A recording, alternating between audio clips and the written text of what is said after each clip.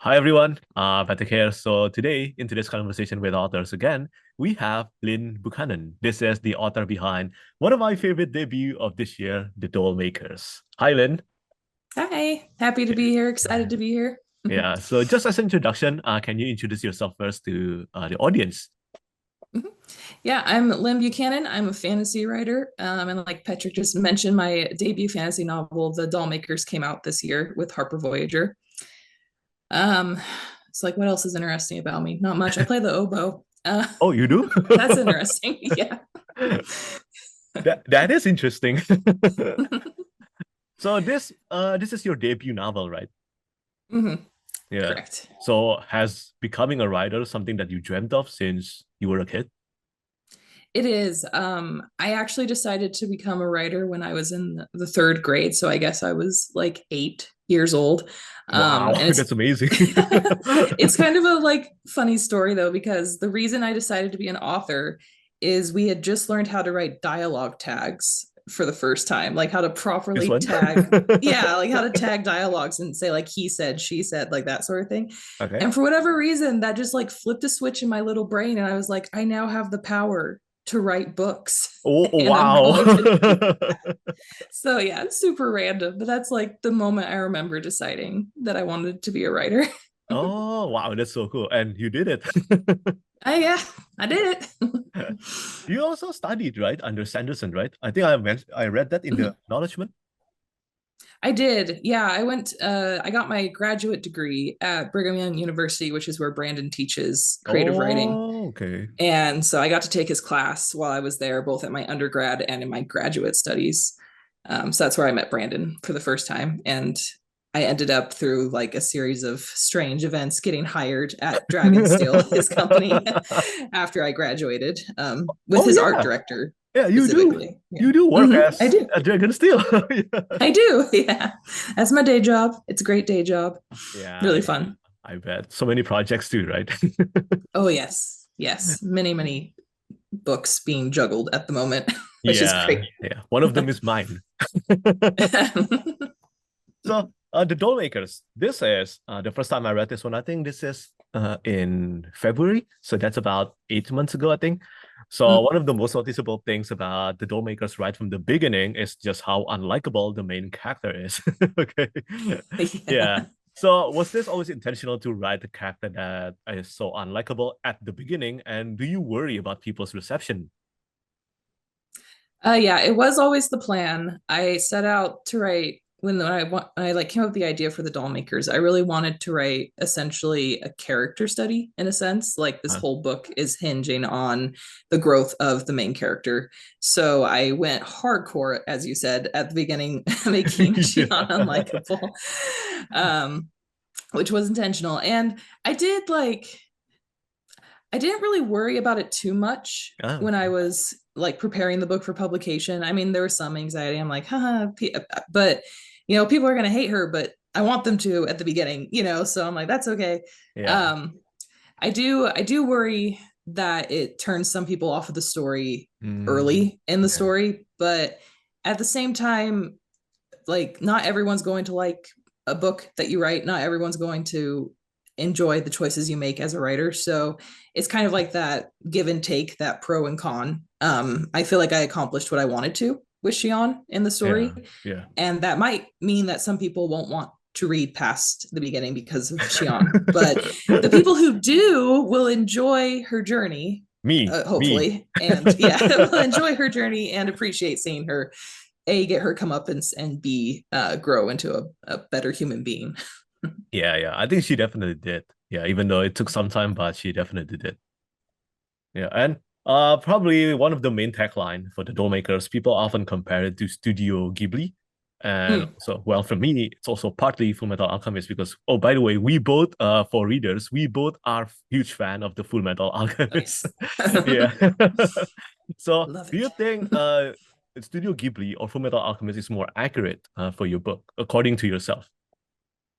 I'd probably say Ghibli. Ghibli. Okay. Ghibli a little more. I am very inspired by Ghibli and just kind of like the vibes of Hmm. Ghibli, and I feel Yeah, like that yeah. comes through in my writing. I I do get the comparisons to Full Metal though as well.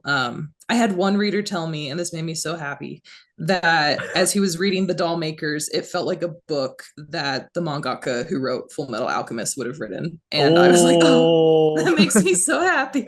Yeah, I'm like, that's amazing. Because I love her. I love her Yeah. stuff. So, Yeah, so I think he both comparisons are good. But mm, probably Ghibli. Like it's harder on Ghibli for me personally.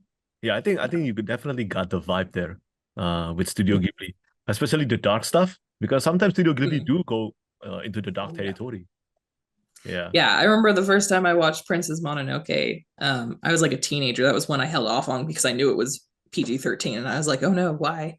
And then I watched it. And I was like, "That's why, Yeah. blood, lots of blood, decapitated arms, Ghibli." Yeah. You know. What was that the first one that you watched? No, I grew up watching like Howl's Moving Castle and Spirited Away, Ah, yeah, same, same. and Totoro as well. Um, yeah, so I watched a lot before. I think I'm trying to remember why I waited to watch Mononoke for as long as I did. It might have been my parents made me wait because they saw what it was rated and they were like, maybe wait until you're older. And I'm like, oh, okay. So in this book, in this world, well, the magic system revolves around doll making. Yeah. So what was the inspiration behind that, do you think? It, um, like, I mean, you could well, have gone with something, I don't know, or fire, or mhm, magical, all that, but you went with doll making. And that's kind of unique in the fantasy landscape now. We don't see a lot of them generally. mhm. No, yeah, I agree. I feel like there's not a lot of fantasy books that focus on like an art form Mm. specifically as their magic system. And that's actually kind of why I did it. Mm. Um, Mm. I wanted to write a book where the magic system was part of an art form, which and the reason it became dolls specifically is I actually found these two pieces of art by an artist named Zine Chin that shows these women making like really creepy dolls that like clearly Yikes. come to life. And I was like, oh, women making creepy dolls that come to life. Yeah, I should do something with that. Like I should write a story about that. So a very like offhanded inspiration that kind of like I just went with. But that idea of having an art-based magic system and then two women who are foils to each other, one of them who makes dolls that are considered beautiful, one that makes dolls that are considered creepy. That Yeah. was kind of like the initial seed. And that's how I came up with Shion and Akisa, her Yeah. foil character in the book. Yeah. And which one do you like more, Ikisa or Shun? I mean, Akisa, I feel sorry for Akisa. Yeah, me Um, too. but and I my feelings towards Shion are pretty much like you need to be humbled, girl, which is what happens in the book. So, you know, I feel about them how I hope readers feel about them, I guess I should say. I'm not Mm. sure I have a favorite between them so much as I think I accomplished what I wanted with both of them. Oh, okay, okay. And do you think one over the other is harder to write? Um, they were actually both very easy for me to write. Oh, really? I yeah, yeah. Okay, I am not Shion. I did not self-insert myself into Shion. But I do think like Shion's arrogance and her overconfidence, to be an artist of any form, you kind of have to have a certain degree of arrogance and overconfidence in your own work. Otherwise, you'll just never make anything. You know, like you have to have an ego, in Yeah. my opinion. Mm. And I have an ego. And so I just blew the experience of having an ego about 100 times bigger for Shion, and Yeah. put that in. So while I am not Shion and I was not trying to self-insert in any way, I did give her that kind of like knowledge I have of you have to be very confident in yourself to be an artist, and she takes it to an extreme, like I said, and an extreme no one should, which is the point of this her story. But then on the flip side with Akisa, I've had experiences in the past that have affected me in similar ways as so that like for those who haven't read the book, Akisa is the other doll maker in the Yeah. story, and she has pretty severe like PTSD. She has been through really hard things in her life, and it's crippled her in some ways, like in terms of like social aspects, like Yeah. with her anxiety. And I have experiences in my past that have affected me in similar ways, but again, like blown into new proportions with Akisa. So in that way, I was pulling from like personal experience for both of them, and just kind of like taking things I have experienced and ratcheting them up like 100% for the story. And other than the characters, which I think that they are incredible, especially that I think you really nailed what you intended to do with both two characters. But there is something unique about this book, is that sometimes you insert like one or two extra characters just for a few times, but I think they work really well, such as, without going into too much spoiler here, there is a doll POV here in this book, only once, but I think that one was just it was so effective. I love that one very much. And do you think you will explore something like this again in the future, maybe telling perspective from the dolls even more? I actually just came up with the idea for a short story from a perspective of one of the dolls. Oh, okay. So I'm actually planning on writing that. Yeah. This time for one of Akisa's dolls. Okay. And I really like jumping between point of views like that in all of my writing. It makes it more fun for me, because then I get to like explore different viewpoints from different like angles in the story that, in my opinion, make the story more interesting to read as well. Like we get so many, like getting different like viewpoints and things outside of our main characters, which kind of breaks writing rules, because in some ways you're not supposed to be head hopping that much. Like you're not supposed to be switching point of views for only one section and things like that. But that's just something I really enjoy doing, and it makes it fun for me. But I think you also break one of the writing rules. There is no chapter in this book. Oh yeah, the no chapter thing. Yes. Yeah. What was the reason behind that? It's definitely, that one is definitely unique now. Yes. Yes, the no chapter thing. So I write all of my books without chapters. That's just how I write and how I think. When I try to put chapters in as I'm writing, it messes up the pacing pretty bad in my stories. Wow. So really? So for whatever, it's such a weird little mental block, because I have scene breaks, and those are essentially chapter breaks. Like they could be very easily chapter breaks, but for whatever reason, I have to have them as formatted as a scene break rather than a chapter break when I'm writing, or it derails me. Wow, that is interesting. Yeah, I'm like, thanks, brain. Weird little tick. Why? But when go ahead. No, I was just about to ask that this book, it has a lot of great illustrations, including the cover art and also interior artwork. So did you work on all of them as the art director for everything here? I got a lot of freedom and involvement with my cover, which I don't think is typical for a lot of writers. Part of that might be because of my day job, since I work with artists at Dragonsteel, and my editor knows that. So I got to pick my cover artist. I got to pick the sketches we went with. I got like the composition. I got back to so cool. This is Akisa, I got to, by the way, for those of you who haven't read the book. Yep, that's Akisa on the back. But yeah, that's another thing. I got to push for a wraparound cover, and they let me have that, which was great. And then with the interior illustrations, I actually commissioned all of those myself and art directed all of those directly myself. So. Wow, and there are 4. Is it 4 inside? There's one on the title page. There's one right after the acknowledgements page, and then there's 5 throughout the rest of the book. So 7 total. See, that's a lot. Yeah. Yeah, that's definitely not something you see frequently in books right now. Interior artwork alone is already rare, and you have 5. Yeah. Yeah, I'm glad that my editor was willing to let me put art in the book. That was something I've always like. I know it's something that Brandon does a lot, puts art in his books. And it's something I think more adult fantasy books should have, like cool art in it. Like people like art, and with the illustrations and the Dollmakers specifically, I managed to tie them into the narrative in a way that satisfied me. I won't say anything because it's kind of spoilery if I talk about this too much, but and that's another thing. I'm like, art that also like enhances the narrative and adds something, it's just great. Like I think more books in the traditional space, in every space, Yeah, should have yeah. illustrations. I completely agree with this. I think more adult fantasy, especially epic fantasy, should really have them. Hmm. Yeah. Do you think? Do you know why it has become such an issue? Like so difficult to do this? It's my guess is it's probably a money thing, Ah, a time and a money thing. yeah. Getting artists, I mean, just getting a cover done in time can Yeah. be hard. Getting interior illustrations done.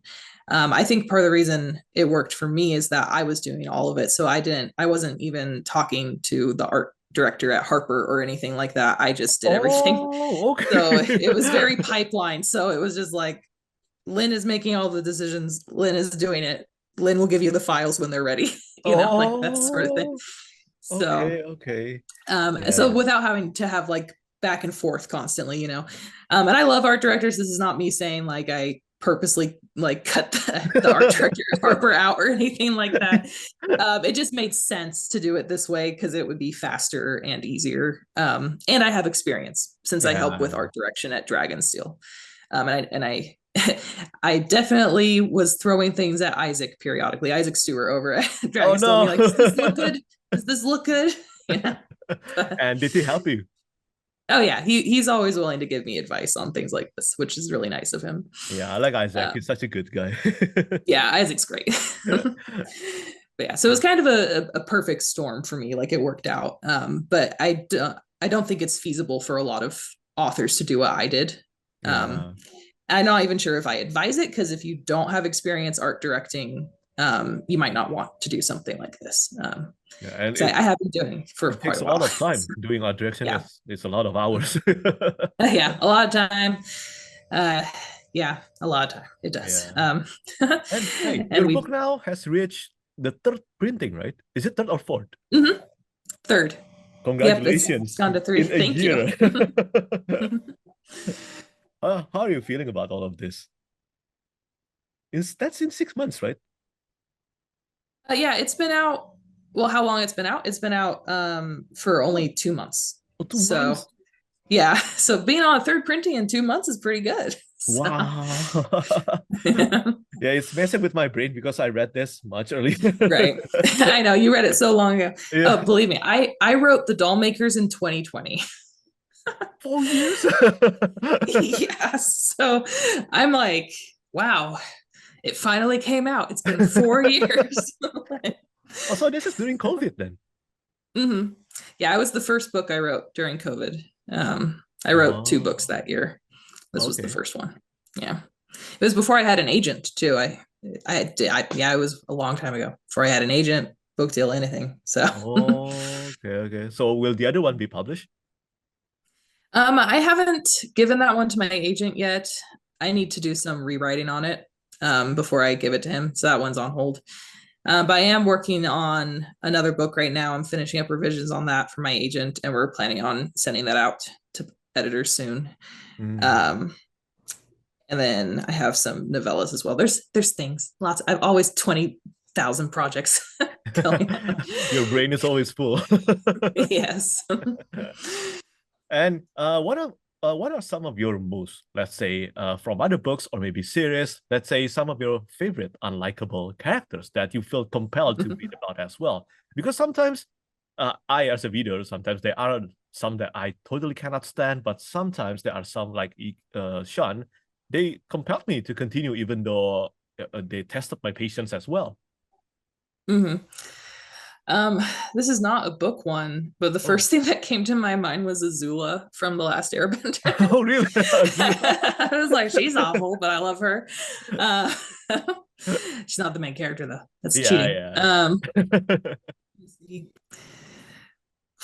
None, how Well, about in a you? way, Koth from Name of the Wind isn't super Ah, likable. yeah. He's an arrogant little prickhead, let's be honest. Yeah, yeah, totally. But Totally. I love Name of the Wind. So there's that. I think there's like characters who are competent and like very good at what they do, even if they're arrogant, they make me want to read about them.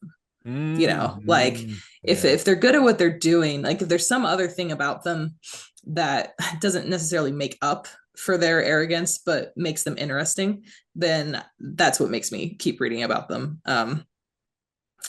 Another example I just thought of was Wuthering Heights. If you've ever read Wuthering Oh my, Heights, I read that one a long time ago. yeah, same. It was a long time ago, but what I mostly remember about that book is how awful. What is her name? Even Kathy? Is her name Kathy? The main Probably. character. I can't remember. Yeah, the main the two main characters. I remember how awful they were and how much I enjoyed reading about them being awful. Oh no.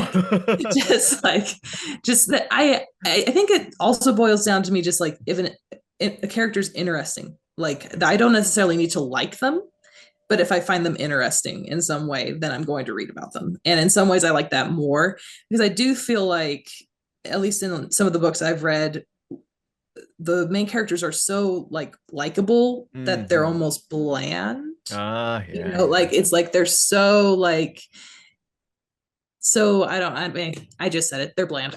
Like they're so likable that it doesn't feel like there's anything distinct about them. Mm. So I think the way I write my characters is almost a pushback against that in some ways. Like I want to write interesting characters instead of like straight up likable. Not that they shouldn't be Yeah, likable yeah. to some degree. Because I think Akisa is likable and Yeah. Dola, like some of the other side characters in the book. But but I Yeah. also just want them to be very interesting to read Yeah, about. true, true. That's very true. I think I had discussions like this many times with other readers, like the example you mentioned, Kuvut.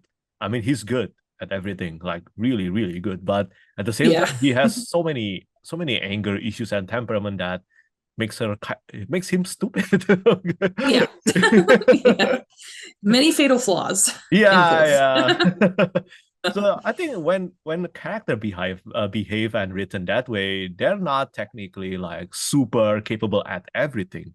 I think, Mhm.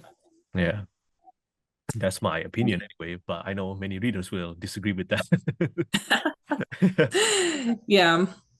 And Yeah. what are some of your main inspiration for authors and series when it comes to your own writing? Mm. Well, I have to mention Brandon. Yeah. Brandon taught me pretty much everything I know about world building. So Hmm. Brandon.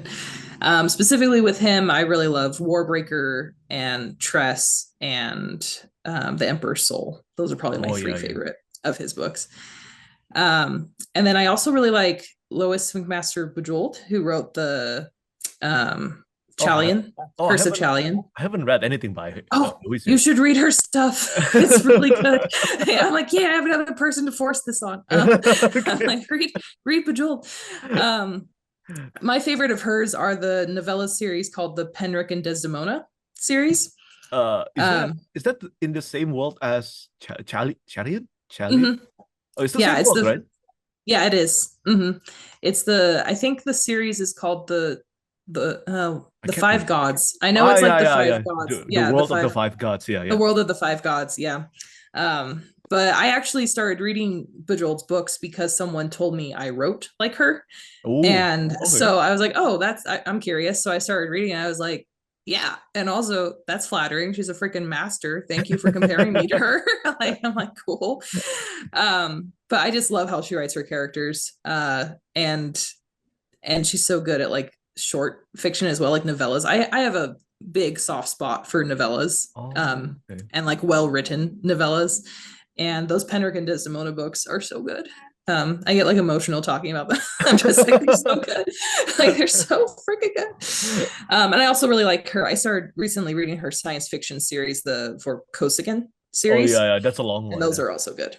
Yeah. So Bejeweled. I'll stop raving about Bejeweled now, but Okay, okay. definitely I check will her read out. her books. I will read her books. Yeah, I'm like her stuff is really good. So, I'm also can you read Mhm. the Pendrick and sorry, what Desdemona? Desdemona. Yeah, can you read that without Mhm. reading one of the main Oh novel? yeah. Oh, okay. Mhm. Okay. Yeah, that's another thing. And this was like I didn't realize she did this before I started reading her stuff, and it's something that I do.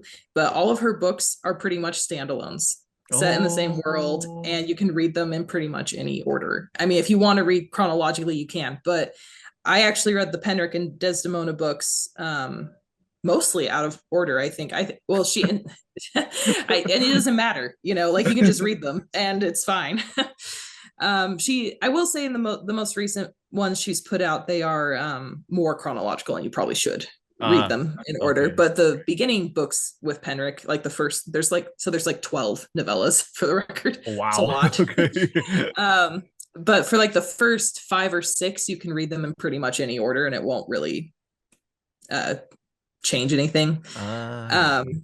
But then you start kind of needing to read them in order. But Yeah. but that was just, it was funny to me when I saw that she did that, because I do the same thing. Like I've written multiple books set in the same world as the Dollmakers already. They're all out of chronological order. Oh no. And Okay. they're all just like whatever I feel like writing. So I'm like, oh look, we do that weird thing that we probably shouldn't do.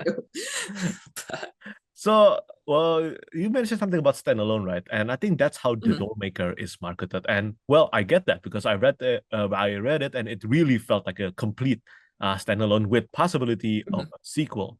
And do you think it will be a direct sequel for the next one, or it will be like you said, something out of order? well, what I have written right now is something out of order. I haven't written a direct sequel to Dollmakers. I have thought about it, in part because my editor has asked me about it. But at least right now, I think I could write another story set in the country called One. But in terms of a story about Shion, I'm not sure if I have anything else to say, really. Okay. So her story is complete in the Dollmakers for now. For now, yeah. That could always change. Like I could think of something and be like, oh, yeah, let's do that. Yeah. but for now, that's how I feel about it. Yeah. Yeah, I understand that. Hey, by the way, you mentioned something about Trash Emperor Soul earlier, right? If I'm not mistaken, you're the one who chose Alia Chen, right, for Yumi. I did, yeah. Oh my God, I'm very proud of this. I really have to thank you for that. Yeah. So I had been a fan of Aaliyah's for like, I don't even know how long, since high school. Well. Like, yeah, I'd known about her art, followed her art for a long time. And when it came to us picking an artist for Yumi, Isaac asked me to brainstorm and think of any artists I thought would fit the book really well. And Aaliyah was one of the first people I thought of. And I was on her website and I noticed that she had listed Brandon as her favorite author. And I was like, it's perfect. Yeah, I was like, it's perfect. So I went and showed her art to Brandon and Isaac, and both of them just immediately were like, yep, that's what we're doing. And I was like, yeah, that's good. That's good. I'm really happy. I love all the secret projects, but Yumi is the one that really speaks to me more, I guess.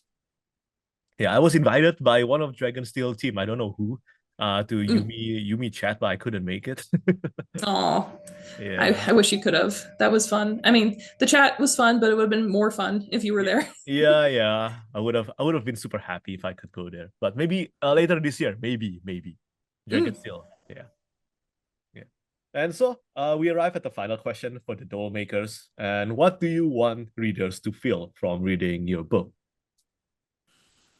I want readers to realize that even when you make awful mistakes, you can recover from that. Nice. That was a big thing with Shion. Yes, she's awful. Yes, she makes awful choices, but she learns and she grows. And I think that's something I want to see more in fiction, and also just in like life in general. I feel like so many people think that they're doomed when they've made a mistake that is bad. And I want to remind people that we have the power and the choice to rectify our mistakes and learn from them and grow and become better people. So that's the heart of amidst the dolls and monsters and character you want to push off a cliff for half the book. That is what I hope people will get out of it. Yeah, I agree. As a reader of this book, I completely agree with that main theme. I think you did that really well.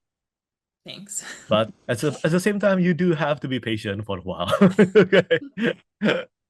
So yeah, I guess that's really it for today's conversation with authors. And I want to say thank you so much to Lynn Buchanan for coming to my YouTube channel. It has been a while since we planned this, and I'm glad we can finally make it happen. And also, if you haven't read The Dollmakers yet, the book is available now in your nearest bookstore. Yep.